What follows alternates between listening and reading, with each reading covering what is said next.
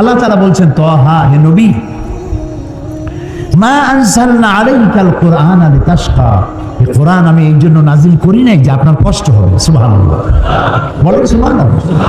এই কোরআন এর জন্য নাজিল করি নাই যে আপনি কষ্ট পাবেন। এটা কি?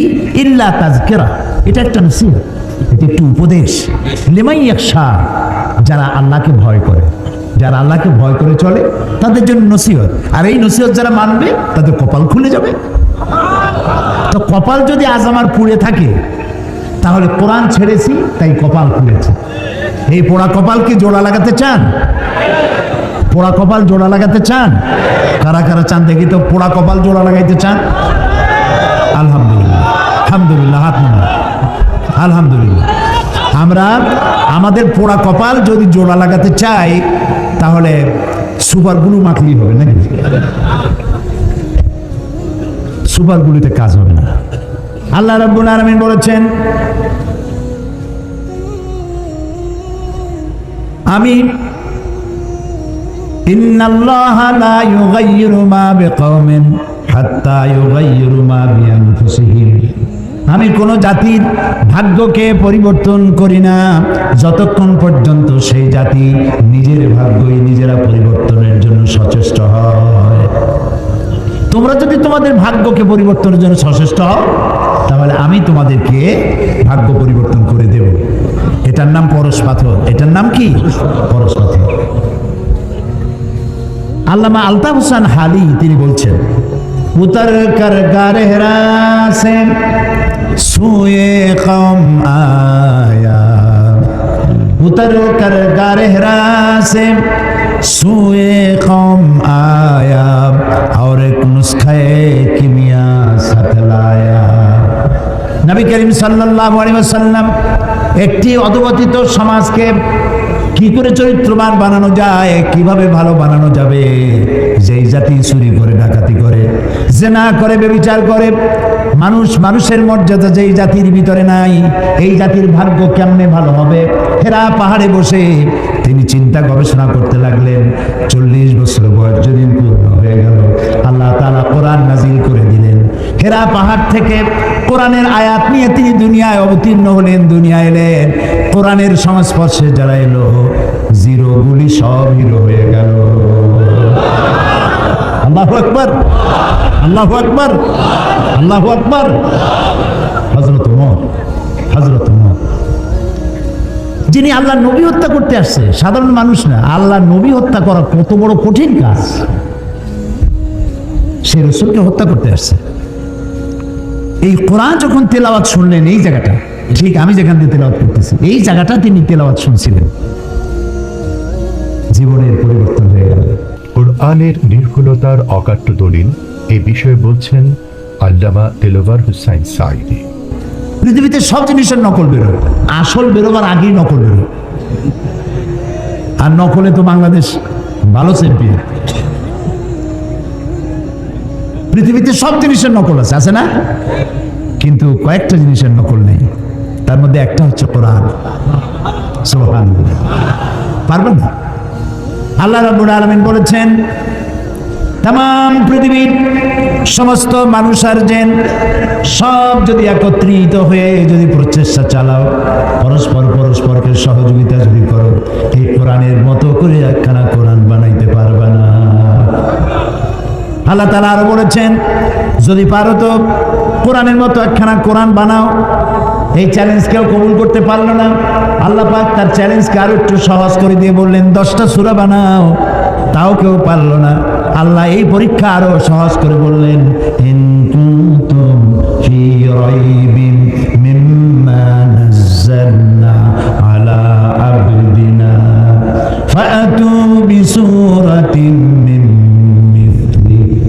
আমার বান্দার উপরে আমি যে কোরআন নাজিল করেছি, যদি তোমাদের সন্দেহ হয় তাহলে কোরআনের মতো করে ছোট্ট একটি সূরার মতো করে একটা সূরা বানাও।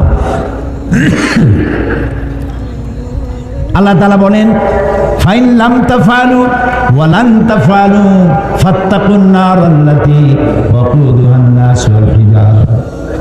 আল্লাহ তাআলা বলছেন পারবা না এবং কখনোই পারবা না।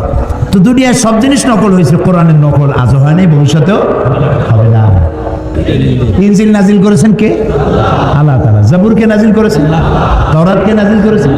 আল্লাহ কি বলছেন ইনজিল আমি হেফাজত করব, তাওরাত আমি হেফাজত করব, জাবুর আমি হেফাজত করব? বলেন নাই। কেন বলেন নাই? কারণ বলার দরকার নাই, ও শরীয়ত তো আল্লাহ মুকাম্মাল করেননি। আরো কিতাব আসবে, সেই কিতাবখানার নাম কোরআন। এইটা নাজিল হবে। এইটা নাজিল করে যে আর নবী আসবে না, লা নবিয়্যা বা'দি ওয়া লা রাসূল। আল্লাহর নবী রাসূলুল্লাহ সাল্লাল্লাহু আলাইহি ওয়াসাল্লামের পর আর কোন নবী রাসূল আসবে না, নবীও আসবে না, রাসূলও আসবে না। আর আল্লাহর পক্ষ থেকে একটি শব্দ পৃথিবীর মানুষের জন্য আর আসবে না। আর যে আসবে না, সেই জন্য আল্লাহ তাআলা এটা হেফাজতের দায়িত্ব নিলেন। আল্লাহ রাব্বুল আলামিন বলেন, ইন্না নাহনু নাযালনা যিকরা ওয়া ইন্না লাহু লাহাফিজুন। কোরআন নাযিল করেছি আমি আল্লাহ, আর এর সংরক্ষণের সবটুকুন দায়িত্ব আমি আল্লাহ গ্রহণ করেছি। প্রিয় ভাই সব, কোরআনের কথা বলতে বলতে আমি তো শেষ করতে পারবো না। জীবনে বয়স তো কম হলো না, 70-এর কাছাকাছি চলে এলো। এই 70-এর কাছাকাছি বয়সের অর্ধ শতাব্দী, প্রায় 50 বছর কোরআনের খেদমতে নিয়োজিত আল্লাহ রাখছিলেন। দেশে বিদেশে পৃথিবীর 5টি মহাদেশের অন্তত 50টিরও বেশি দেশে কোরআন নিয়ে দৌড়াইছি, ছুটে বেড়াইছি। এই কোরআন শুনে পর্যন্ত যারা মুসলমান হলেন আল্লাহর গোলামের হাতে, তাদের সংখ্যা 600-র কাছাকাছি হয়ে গেছে। এই কোরআন শেষ করতে পারবেন না আপনি। দুনিয়ার কোনো মুফাসসির বলতে পারবে না আমি যে তাফসীর করলাম আর লাগবে না, this is the final and last, এরপরে আর লাগবে না। কেউ বলতেও পারে না, কেউ লিখতেও পারে না। কারণ আল্লাহ তাআলা অন্যত্র বলেছেন, সূরা কাহফে বলেছেন, قُلْ لَوْ كَانَ الْبَحْرُ مِدَادًا لِكَلِمَاتِ رَبِّي لَنَفِدَ الْبَحْرُ قَبْلَ أَن تَنفَدَ كَلِمَاتُ رَبِّي وَلَوْ جِئْنَا بِمِثْلِهِ مَدَدًا। হে নবী আপনি বলুন, তাম পৃথিবীর সমস্ত সমুদ্র মহাসমুদ্রের পানি যদি কালি হয়ে যায়, আর সেই কালিগুলি যদি দিয়া আমার রবের কালামের ব্যাখ্যা লেখা যদি শুরু হয়ে যায়, লিখতে লিখতে সমস্ত পানিগুলি শেষ হয়ে যাবে, আমার রবের কালিমার ব্যাখ্যা লেখা শেষ হবে না। এক মহাসমুদ্র। আমি খুব খুশি হয়েছি, আমি তো দেখতেছি মাহফিল প্রথম দিনের দৃশ্য। আপনারা যারা আসছেন, আমার মনে হয় 5 অতিরিক্ত 10% দাড়ি পাকা, অতিরিক্ত বেশি 90% আপ, ওভার 90% যুবক দিয়ে ভরা মাহফিল। সুবহানাল্লাহ। আমি যুবকদেরকে সালাম করি, আমি যুবকদেরকে সালাম করছি। তোমরা আমাদের ভবিষ্যৎ, তোমরা আমাদের অ্যাসেট,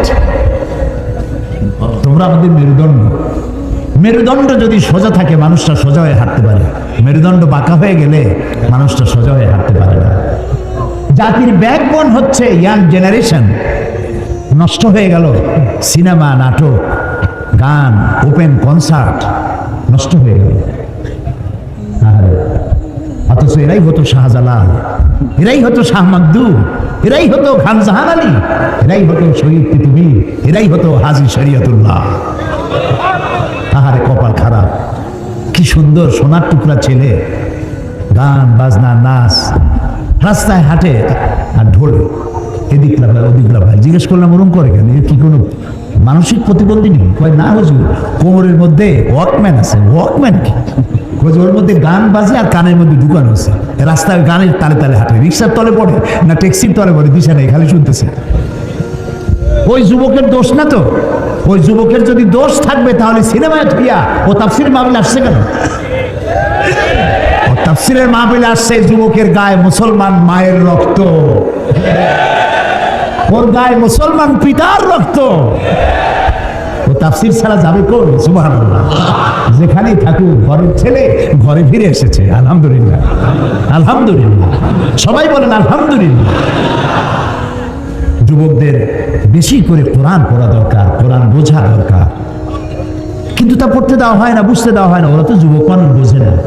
গল্পের বই কেনে, নাটক, উপন্যাস। এই নাটক, উপন্যাস, গল্পের বই, ওতে আছে কি? একটু পরে তুমি তোমার বিবেককে জিজ্ঞেস করো, যত বড় লেখক, আমি নাম নেব না কোনো লেখকের, বহুত বড় বড় লেখক আছে, তাদের লেখা নভেল, নাটক ইত্যাদি, এত বড় বড় বই, রচনাবলী, এগুলো পড়ে, ওর মধ্যে আছে কি রাজার মেয়ের সাথে কোতোয়ালের ছেলের প্রেম হলো। সেই প্রেম ক্রমান্বয়ে গভীর থেকে গভীরতর, তারপরে SMS করলো, এরপরে বিশ্ব ভালোবাসা দিবসে রমনা বটমূলে দেখা হলো, তারপরে কি হলো, তারপরে কি হলো, তারপরে সব শেষ হলো। কিন্তু একটা রোমান্স, একটা রোমান্স। পয়সা খরচ করে যে বইটা পড়লা, কি শিখলে? 250-300 টাকা দিয়া প্রিয় লেখকের লেখা বই কিনছো, আহারে কিচ্ছু পাও নাই, কিচ্ছু নেই, 0 + 0 + 0 + 0 ফ্রম বগুড়া টু গাবতলী, কিছু নেই। আর কোরআন শরীফ পড়ো, প্রত্যেকটা লাইন তোমাকে সোনার টুকরা বানায় দেবে। আরে কোরআন শরীফ। হযরত ওমর বলেন, জাহালাতের সময় আল্লাহর নবীকে লাঞ্ছিত করার জন্য আমি হারাম শরীফে প্রবেশ করলাম। আমি দেখতে পেলাম তিনি নামাজ পড়ছেন। মনে মনে ভাবলাম, নামাজের সময় কিছু করবো না, নামাজটা শেষ হয়ে যায়। রাসূল নামাজের মধ্যে তেলাওয়াত করতেছিলেন, শব্দ করে আওয়াজ করে তেলাওয়াত করতেছিলেন। আমি পেছনে দাঁড়ানো, নামাজ শেষ হলেই টর্চার করব। তেলাওয়াতে এত মজা লাগলো, মজা তো লাগবেই, একে তো কোরআন আর তেলাওয়াত করতেছেন তিনি, যার উপরে নাজিল হয়েছে। সুবহানাল্লাহ, সুবহানাল্লাহ, আল্লাহু আকবার। কি মজা, যার উপরে নাজিল হয়েছে তিনি তেলাওয়াত করছেন। হযরত ওমর বলেন, তেলাওয়াত শুনে মনটা পাগল হয়ে গেল। মনে মনে ভাবলাম, মুহাম্মদ সাল্লাল্লাহু আলাইহি সাল্লাম তো জীবনে কোনো কবির সাথে চলাফেরা করেন নাই, নিশ্চয়ই কোনো জিন তাকে রাতের বেলায় কোনো জিন তাকে শিখাই দিয়েছে, নইলে মিলাই মিলাই কিভাবে বলে, এটা বোধহয় কোনো জিনের কথা হবে।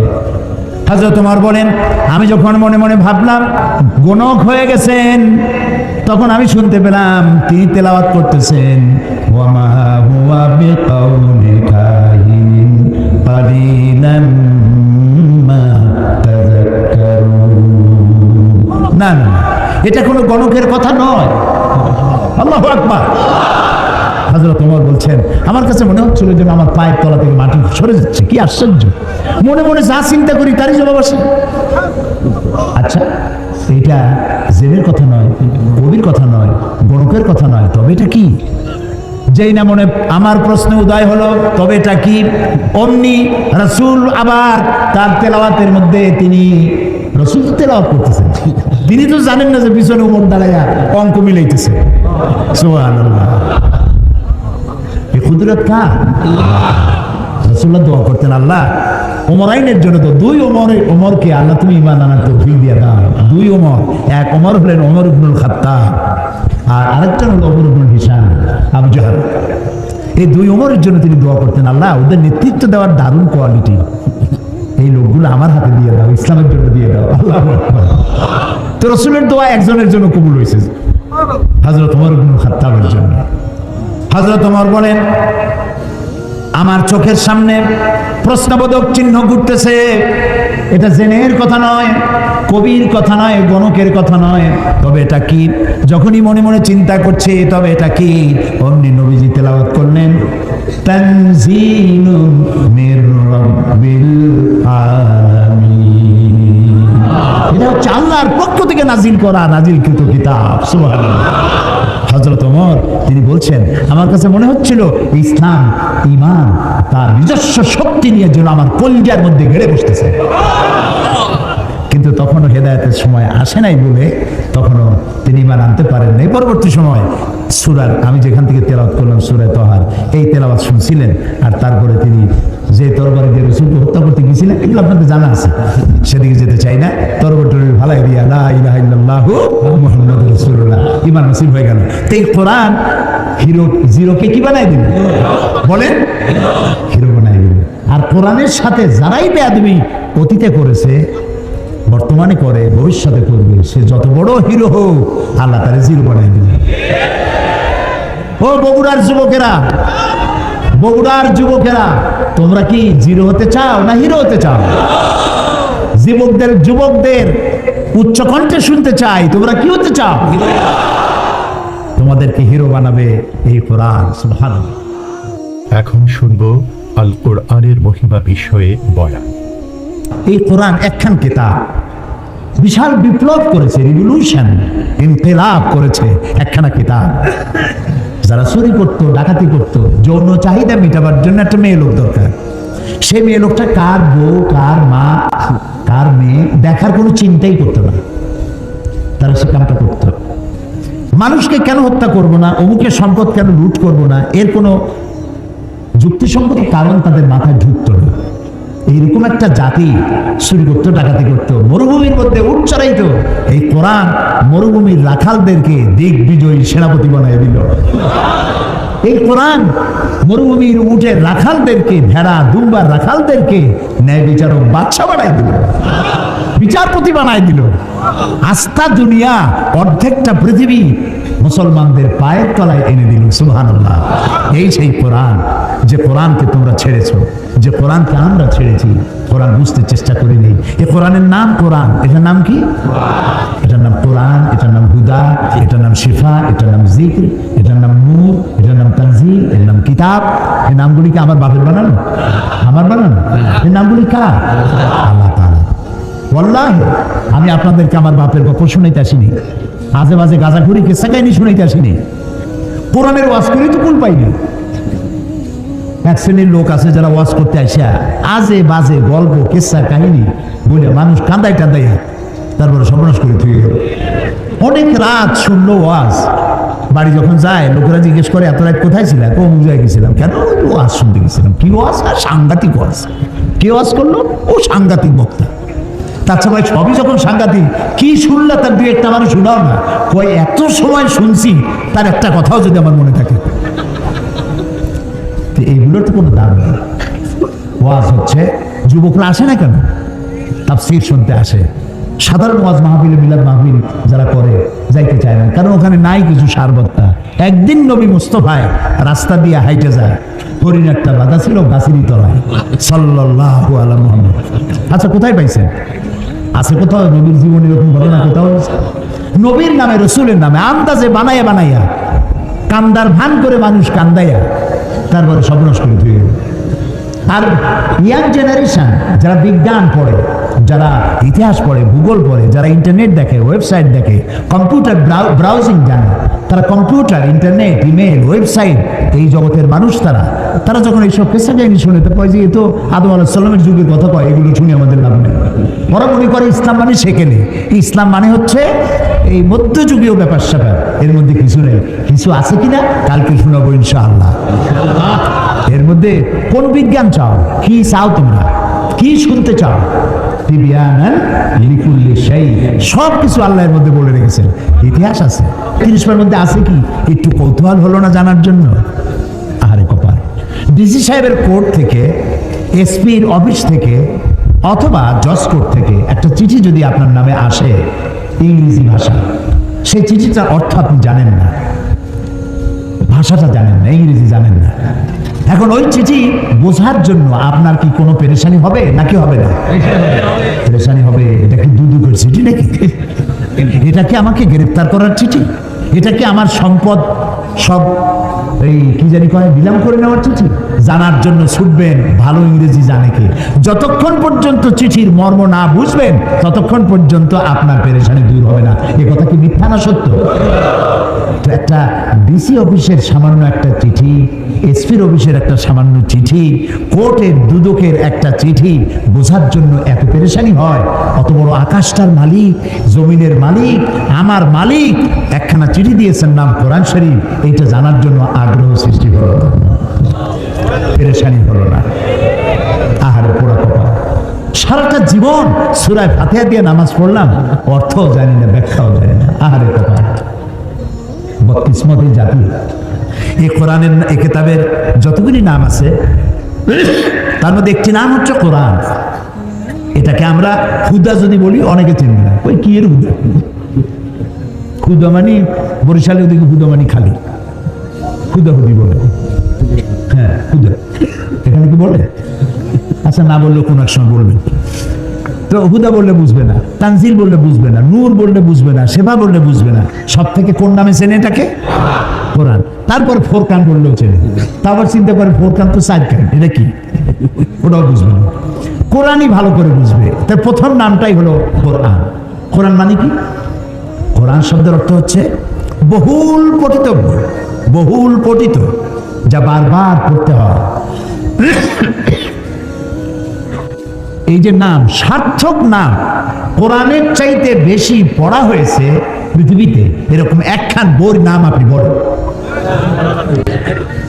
বললে আমি পুরস্কার দিয়ে যাবো। পৃথিবীতে এমন একটা মুহূর্ত নাই যখন কোরআন শরীফ পড়া হয় না। ভাবতে পারেন যে আমার এখানে যখন রাত 1টা বাজে, তখন তো সারা দেশ ঘুমাই গেল, তখন কোরআন শরীফ কেনা পড়ে? আরে ভাই, আপনার এখানে যখন রাত 1টা, আমেরিকায় তখন দিনের 1টা, ওরা তখন জোহর করতেছে। আপনার জোহর, আরেকজনের আসর, আপনার এশা, আরেকজনের ফজর। সারা পৃথিবীতে সময়ের এই যে ক্লাইমেট এবং টাইম, এই টাইমের যে পরিবর্তন, সময়ের পরিবর্তনের ভিত্তিতে পৃথিবীতে একটা মুহূর্ত এমন নাই যে পৃথিবীর কোথাও না কোথাও কোরআন শরীফ তেলাওয়াত করা হচ্ছে। এটাই একমাত্র কিতাব যা মানুষ বুঝেও পড়ে, না বুঝেও পড়ে, রাতেও পড়ে, দিনেও পড়ে। সুবহানাল্লাহ। আর যারা পড়ার সুযোগ পায় না, শোনারও সুযোগ পায় না, মাসে অন্তত একবার তারাবিতে গোটা কোরআন শোনার ব্যবস্থা করা হয়েছে। কিন্তু এটা ঠিক না যে শুধু আমি শুনবো। কোরআন বহুল পঠিত, এর থেকে বেশি পড়া হয়েছে এমন কোন কিতাব পৃথিবীতে নেই। এক। 2 নম্বরে এর নাম হলো কিতাব। এর নাম কি? কিতাব। কিতাব মানে লেখা, কিতাবাত করা, লেখা। কোরআনের চাইতে বেশি লেখা হয়েছে, কোরআনের চাইতে বেশি প্রিন্টেড হয়েছে, ছাপা হয়েছে। এরকম একখানা বইয়ের নাম কি বলতে পারবেন? পৃথিবীর সর্বাধিক প্রিন্টেড, সর্বাধিক ছাপা লেখা হয়েছে যে কিতাব, তার নাম কোরআন শরীফ।